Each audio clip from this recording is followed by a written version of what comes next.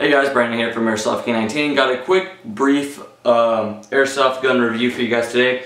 I noticed on my channel I'm always reviewing upgraded guns or $450 Elite Force BFC stuff or KWA stuff that's out of a lot of people's reach, and I keep getting a lot of inbox messages saying, you know, I'm new to airsoft and I noticed that I can't afford those KWAs that you have on your channel and all that kind of stuff. So I got this gun in a trade on Saturday, and I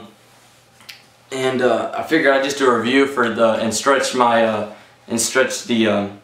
audience of my YouTube channel to advanced and beginners and all that kind of stuff. This is the Elite Force M4A1 carbine, which is a head turner because it's a tan M4. You know, usually you see a lot of M4s, I'll admit that, and some have like a tan grips, mags, and maybe some MOE grips or something like that, or front grips, hand guards I mean. But this thing is basically completely tan, other than, you know, the black accents with the outer barrel selector switch and the buffer tube and stuff like that. So basically, as far as quality, you pick it up and it's very light.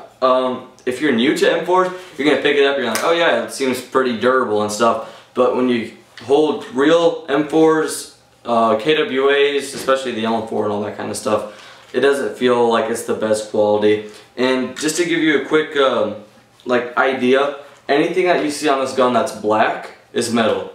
So as you can see, not all of it's black.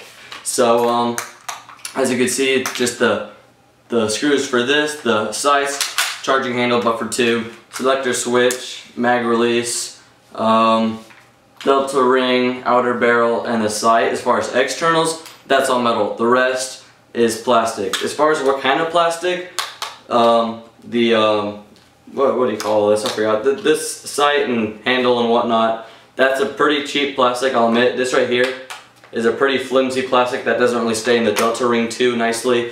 As far as the receiver, it is a harder plastic that does flex a little bit, but you know, for daily airsoft use, it won't be that bad. So the grip made out of pretty good plastic, not polymer or nothing like that, but maybe ABS or something.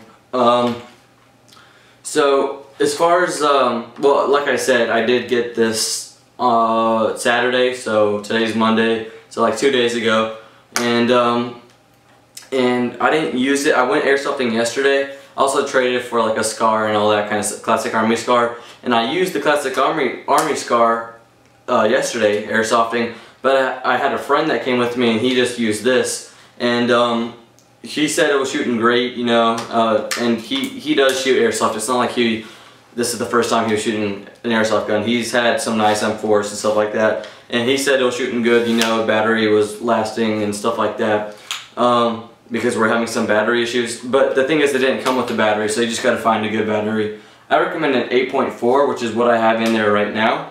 So like I said, it does not include a battery. You just get the gun and two 300 round mags that are unfortunately made out of plastic, but they seem to be lasting pretty well.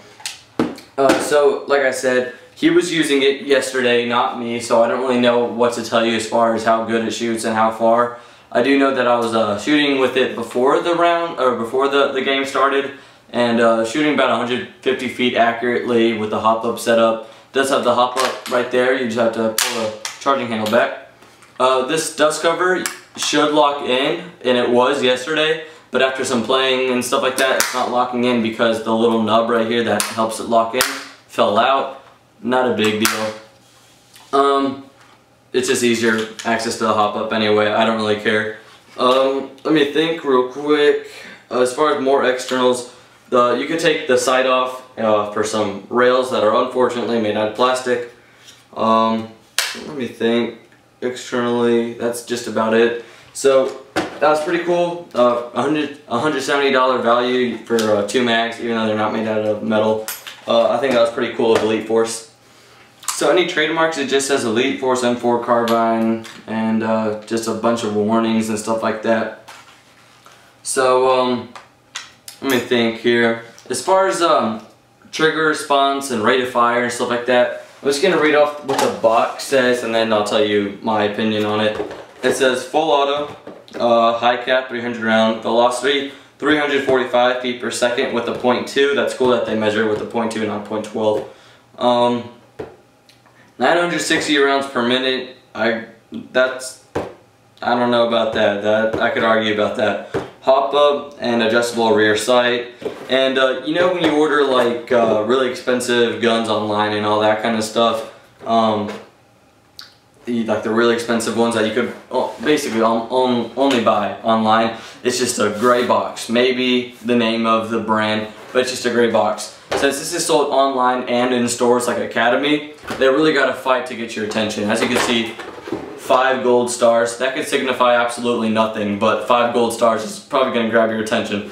So, and they threw the gun on there and all that kind of stuff. So, being in Walmart and Academy and probably Sports Authority, all that kind of stuff, they made it to where it could compete with all the other guys that have really flashy boxes as well. So, yeah, right now I have an 8.4. This is front wired, so the battery is in the in here. In my opinion, this Delta ring doesn't really hold the 2 pieces right here too well, so I recommend just getting electric tape right here, and it should be fine.